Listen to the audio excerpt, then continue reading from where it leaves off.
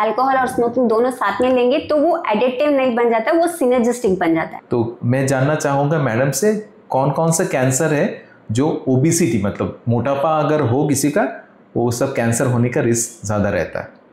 Which all things are basically carcinogen, मतलब इस सब चीज़ से एक्सपोजर होने से हम लोग का कैंसर होने का चांसेस बढ़ जाती है।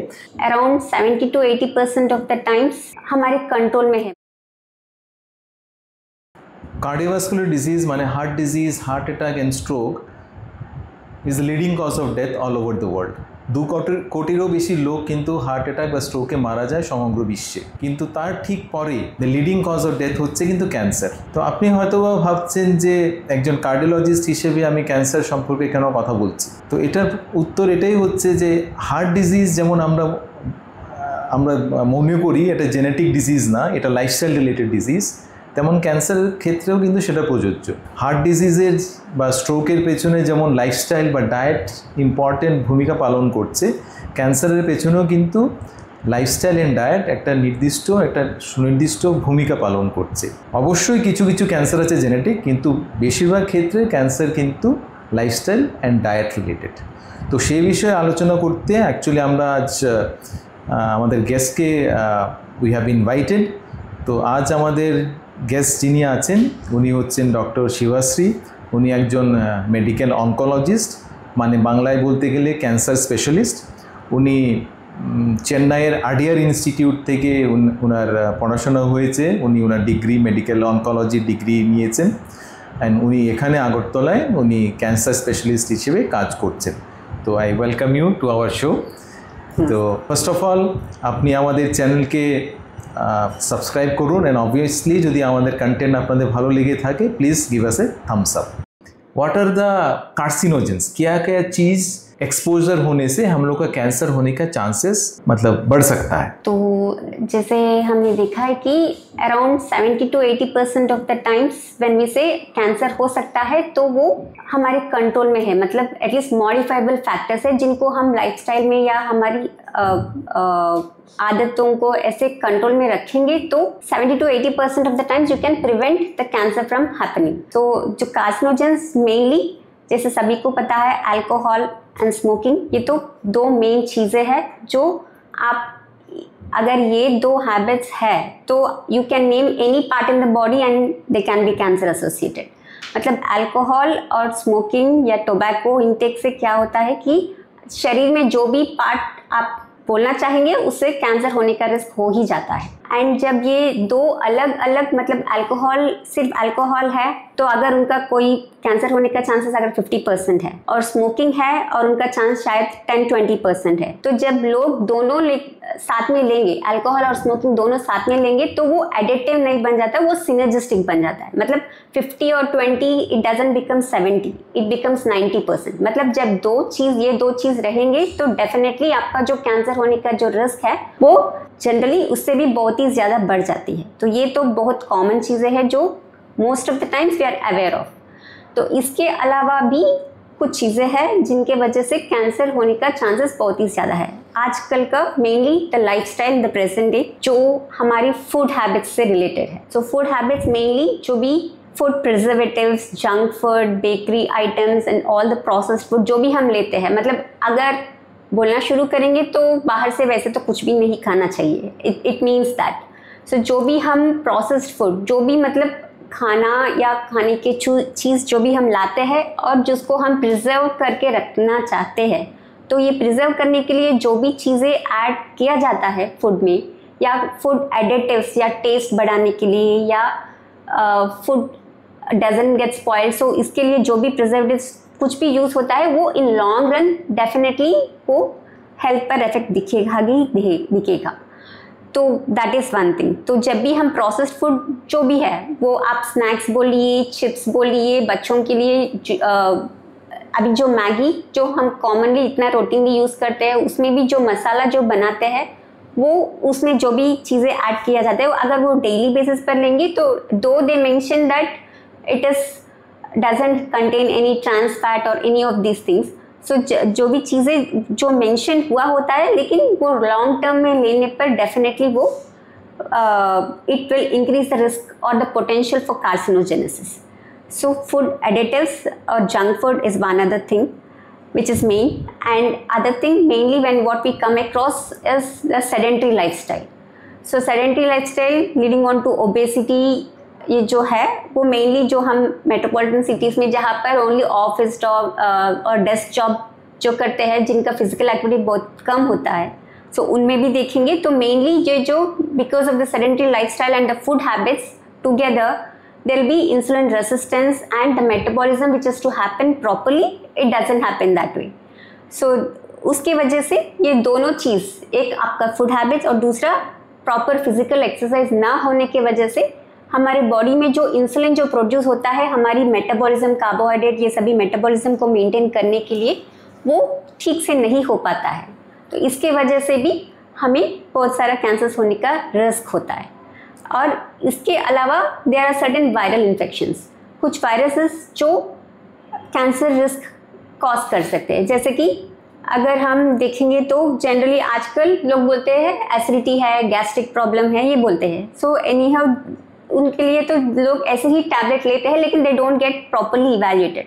सो ये जो H. pylori इन्फेक्शन जो होता है मेनली गैस्ट्रिक अल्सर से जो रिलेटेड होता है, उसका ट्रीटमेंट है अच्छे से एटलीस्ट 6 to 8 वीक्स या 12 वीक्स जिसके हिसाब से हमें जो प्रॉपर ट्रीटमेंट लेना चाहिए जो H. pylori इन्फेक्शन के लिए, अगर वो लेते हैं तो you can definitely control the infection and prevent the risk of gastric cancers. वैसे ही हेपेटाइटिस बी, हेपेटाइटिस सी, ये जो वायरल इन्फेक्शंस है जो लिवर के हेपेटाइटिस जो कॉज कर सकते हैं, अगर ये इन्फेक्शंस का ट्रीटमेंट ठीक से ना लिया जाए तो वे आगे जाकर लिवर कैंसर्स बन सकते हैं। वैसे ही आजकल HPV virus infection, like human papilloma virus infections, so ये जो है इस इन्फेक्शन की वजह से cervical cancers, oral cancers, oropharyngeal cancers, ये सभी हो रहा है।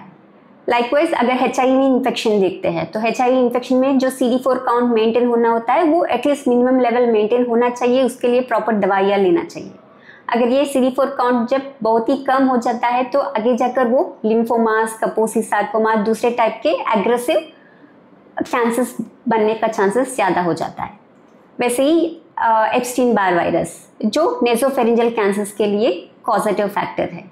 तो ऐसे कुछ वायरस इन्फेक्शंस है जिसको अगर हम ठीक से आइडेंटिफाई करके अगर ट्रीट कर पाते हैं तो ठीक है, कभी कभी नहीं आइडेंटिफाई कर पाते हैं लेकिन वो कैंसर्स बनने के रीज़न बहुत हो जाता है। सो ये कुछ कारण है। और उसके अलावा हम देखेंगे तो ऑक्यूपेशनल कैंसर्स, जैसे कुछ ऑक्यूपेशंस में जहाँ हम काम करते हैं, जैसे कोल फैक्ट्रीज में या कॉटन डस्ट इंडस्ट्रीज़ में, कॉटन इंडस्ट्रीज़ में जो जब एक्सपोज होते हैं ये कोल टार को या कॉटन डस्ट को या इवन सीमेंट फैक्ट्रीज, ऐसे जब एक्सपोज हो जाता है। And also in painting, people who have a painting as their occupation, so जो फ्यूम्स निकलता है, जो वो केमिकल्स जो ऐड करते हैं उसकी वजह से, और मेनली एंड फार्मर्स जो पेस्टिसाइड्स ज़्यादा यूज़ करते हैं एंड ऐसे, so these things are all related to occupational cancers. So ऐसे है तो डेफिनेटली प्रिवेंटिव मेजर्स जो हमें प्रोटेक्टिव मेजर्स जो लेना चाहिए वो लेना बहुत इंपॉर्टेंट है। और ऐसे कुछ कंपनीज या फैक्ट्रीज है तो definitely it is the responsibility of the management also to have a proper annual checkup for their staff. So these are some of the things which we can see that ये सभी चीज़ें तो at least हम जब जानते हैं कि ये चीज़ों की वजह से कैंसर होने का चांसेस है तो एटलीस्ट अगर हम उसे अवॉइड नहीं कर पाते हैं तो मिनिमाइज कैसे कर सकते हैं, इतना तो हम डेफिनेटली देख सकते हैं। ओके, तो मैडम से हम लोगों ने जाना कि which all things are basically carcinogen, मतलब इस सब चीज़ से एक्सपोजर होने से हम लोग का कैंसर होने का चांसेस बढ़ जाती है।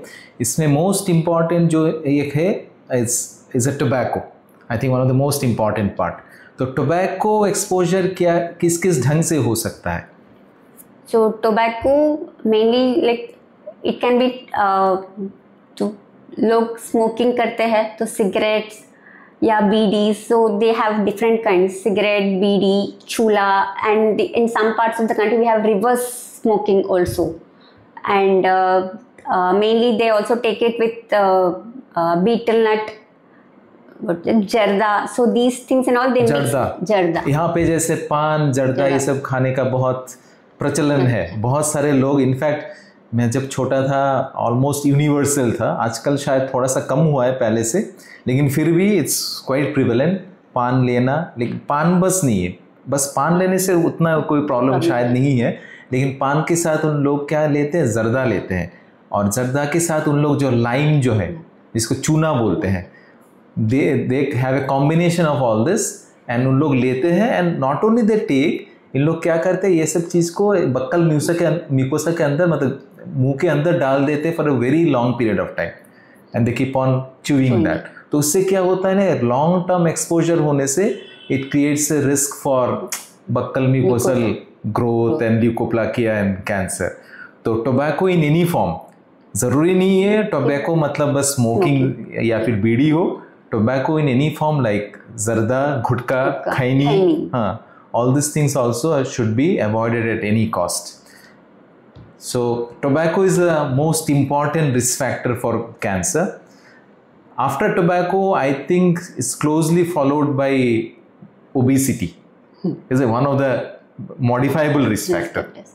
And tobacco बारे में और बोलना है तो जनरली लोग बोलते हैं, मेरे पेरेंट्स, मेरे ग्रैंडफादर तो बचपन से जब तक वो मर नहीं गए तब तक तो ले रहा था, उनको तो कुछ नहीं हुआ, हाँ. मुझे कैसे होगा। So people do keep asking, so but there something called how it is metabolized. So जब ये टोबैको प्रोडक्ट्स लेते हैं उसमें बहुत सारे चीज, ये polycyclic aromatic hydrocarbons, nitrosoureas, nitrosamines, acrylamides, there are many chemical compounds. I think 200 to 300 chemicals are there which can lead on to cancer. In that, so vinyl acryl, all these things. So but there's something like ये जो tobacco है वो हर व्यक्ति में एक ही तरह metabolise नहीं होता।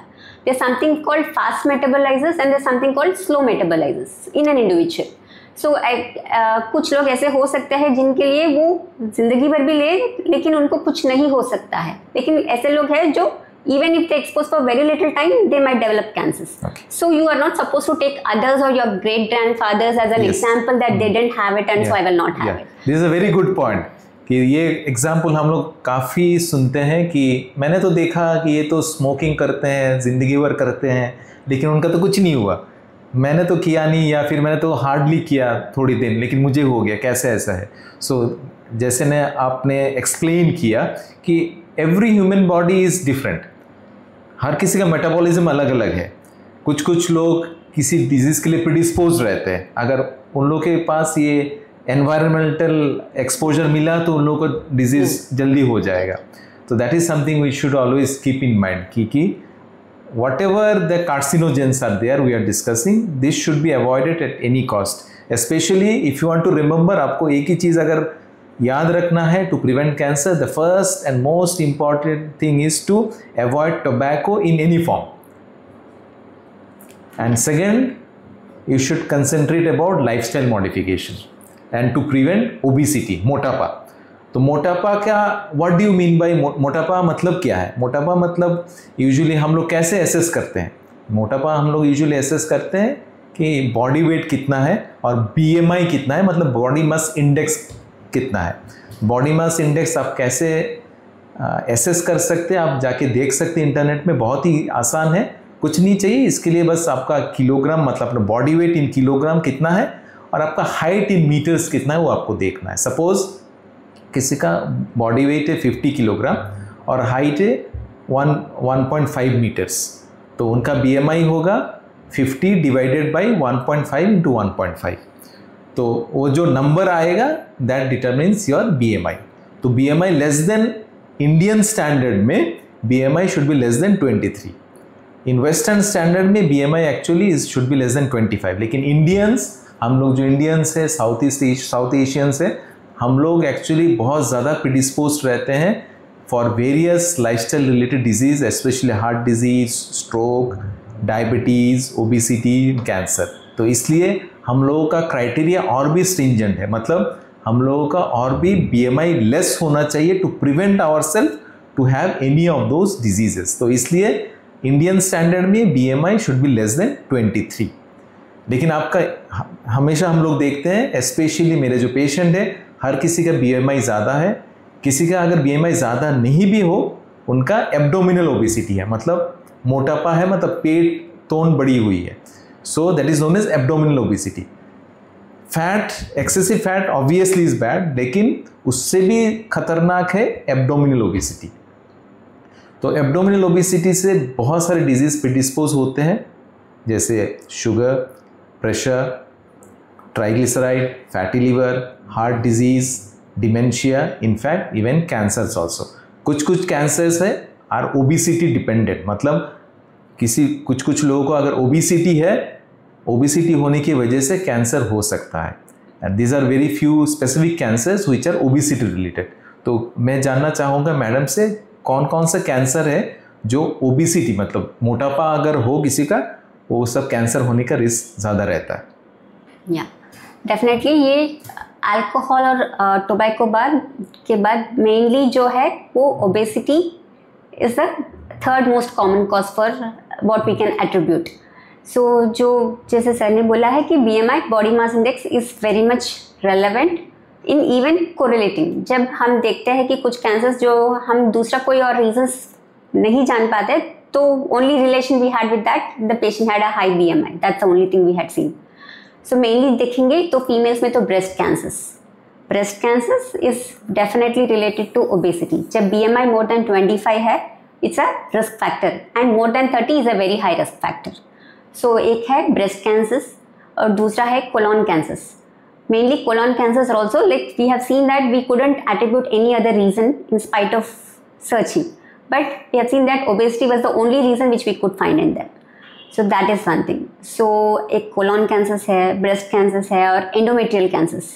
फीमेल्स में एंडोमेट्रियल कैंसर्स भी टाइप 1, टाइप 2 ऐसा 2 टाइप के कैंसर्स होते हैं based on their genetics and other thing, insulin resistance and obesity. So ये endometrial cancers भी एक टाइप का endometrial cancers is related to obesity as one of the risk factors.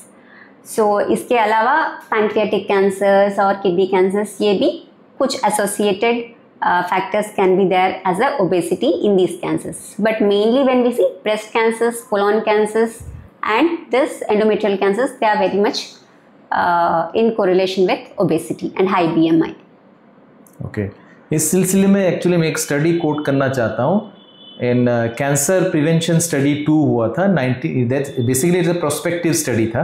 It started in 1982 where they started following up healthy individuals, middle age individuals, जिन लोगों का कोई problem नहीं था, ना उन लोगों के पास डायबिटीज, शुगर, ओबेसिटी, कैंसर, कुछ भी प्रॉब्लम नहीं था। And they had followed this almost 1 lakh individual over a period of 20 years. And the study concluded in 2003. So 1982 से 2003.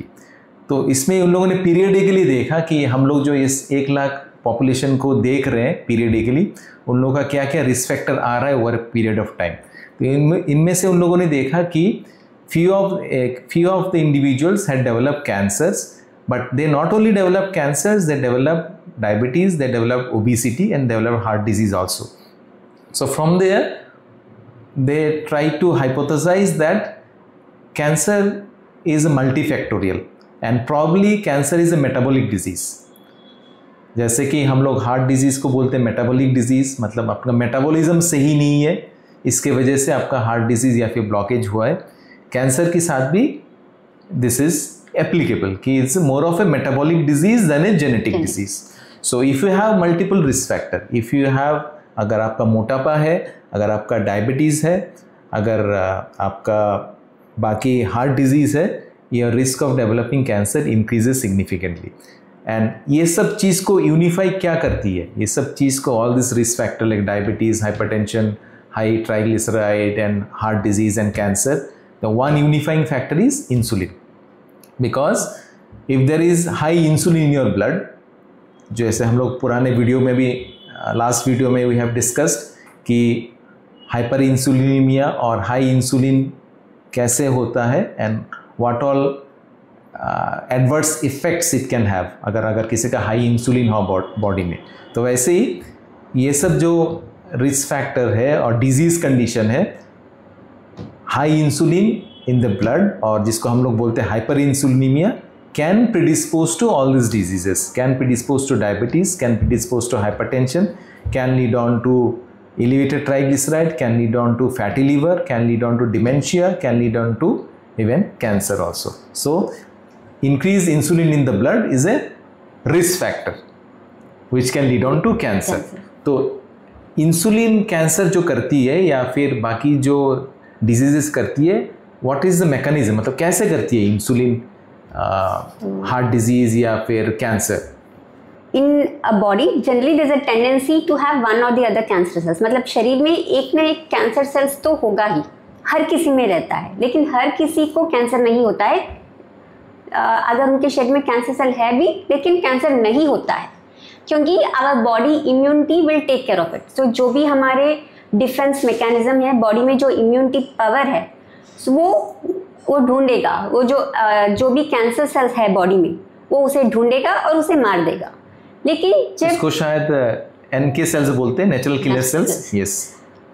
सो ये जनरली हर किसी में होता है, लेकिन जब ये ओबेसिटी होगा और ये इंसुलिन रेसिस्टेंस होगा और इंसुलिन लाइक ग्रोथ फैक्टर, ये सभी इसमें प्ले करता है कि वो चेक मैकेनिज्म सभी ठीक से रहे। लेकिन जब हमारे शरीर में ये फैट एक्यूमुलेशन ये जो ज़्यादा हो जाता है, और जो जैसे हमने देखा कि प्रोसेस्ड फूड से जो भी फूड्स हम लेते हैं, उसमें से जो ये शुगर कंटेंट, ये रिफाइंड शुगर्स, ये जब भी ज़्यादा हो जाता है और उसके साथ ये ग्लूकोज अवेलेबिलिटी ज़्यादा बढ़ जाता है, क्योंकि generally cancer cells they feed on this glucose.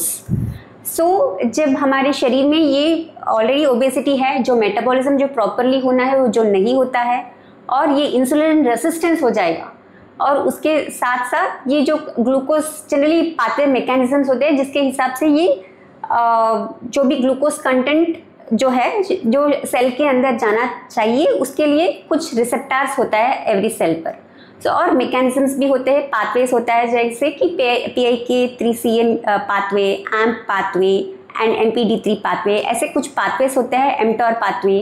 सो ये जो पाथवेज जो है वो बैलेंस में रहेगा, तो ये सभी कैंसर सेल्स को चेक मैकेनिज्म में रखेगा। लेकिन जब ये इंसुलिन रेसिस्टेंस हो जाता है शरीर में, और ये जो बॉडी मैकेनिज्म जो डिफेंस मैकेनिज्म है, वो भी बिकॉज ऑफ दिस हाइपरग्लाइसीमिया, जो इंक्रीज शुगर की लेवल से ये जो इम्यून डिफेंस मैकेनिज्म भी है, वो भी उतना एक्टिव नहीं रह पाता है, और ये जो मैकेनिज्म जो भी पाथवेज जिसके थ्रू ये ग्लूकोज मेटाबॉलिज्म होना चाहिए वो चेक नहीं हो पाता है, तो ये कैंसर सेल्स जो है वो derive more amount of glucose and then they proliferate. So जब भी ये ग्लूकोज जो नॉर्मली जो जाना चाहिए थ्रू ट्रांसपोर्टर्स और कैरियर रिसेप्टर मैकेनिज्म, जो ठीक से नहीं हो पाता है, और ये अवेलेबल रह जाता है शरीर में, और वो because of the insulin not functioning properly and also of this growth factors which are not signalling properly, जिसकी वजह से कैंसर सेल्स को ये ग्लूकोज इजीली अवेलेबल हो जाता है, और उसके थ्रू वो एक्टिवली मतलब और प्रोलिफरेट होने के लिए चांसेस मिल जाता है। तो बेसिकली मैडम जो बोलना चाहती है, बेसिकली हम लोग इंसुलिन को क्या समझते हैं? हम लोग सोचते हैं इंसुलिन बेसिकली एक हार्मोन है जो शुगर कंट्रोल करती है। Normally that is the perception. Insulin हम लोग कभी कभी इंजेक्ट भी करते हैं, दोज आर हाईली डायबिटिक, क्योंकि इंसुलिन का रोल है basically to control and regulate sugar. लेकिन इंसुलिन का रोल बस इसमें लिमिटेड नहीं है, insulin is also a growth promoting hormone.